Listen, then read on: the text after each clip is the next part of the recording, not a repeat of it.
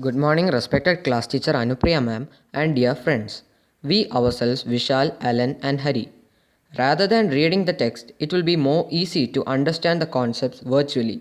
So, we are here with an interesting video on the preparation and recognition of sulfur dioxide, which I am pretty sure you all will enjoy and learn at the same time. Let's get going with the video without much delay. Sulfur dioxide. Sulfur dioxide is a colorless gas released mostly by factories which pollutes the environment. Sulfur dioxide has a suffocating odor, the smell of burning sulfur. Preparation of sulfur dioxide. Take a test tube with some amount of sodium sulfite, add a slight amount of hydrochloric acid to it. Double displacement reaction occurs and sulfur dioxide is produced along with sodium chloride and water. The sulfur dioxide produced escapes from the test tube. Litmus paper test of sulfur dioxide.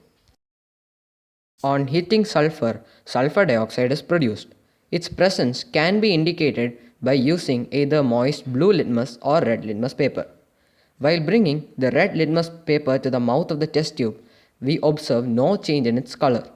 Next, when we try it out with blue litmus paper, we notice that its color changes to red. This indicates the acid nature of sulfur dioxide. Burning splinter. When a burning splinter is brought near sulfur dioxide, the fire extinguishes. Test with lime water.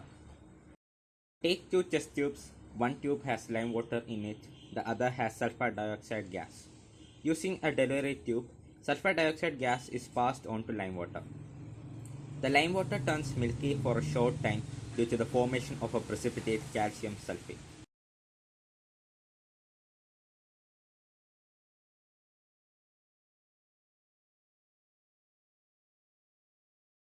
A few moments later.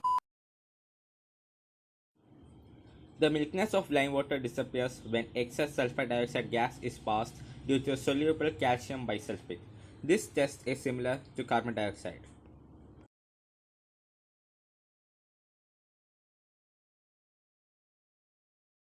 Potassium dichromate test. Take a test tube of potassium dichromate solution with some sulfuric acid in it. On adding sulfur dioxide gas to it using a delivery tube, you can notice the color of the solution turning green due to the formation of chromium sulfate along with potassium sulfate and water. This indicates the presence of sulfur dioxide in it. This test also distinguishes sulfur dioxide from carbon dioxide.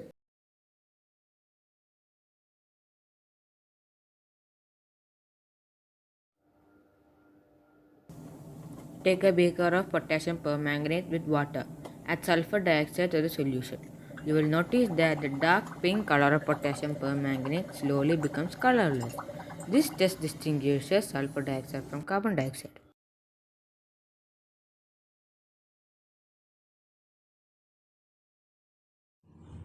Take a test tube of sulfur dioxide gas. Put a lead acetate paper inside the test tube.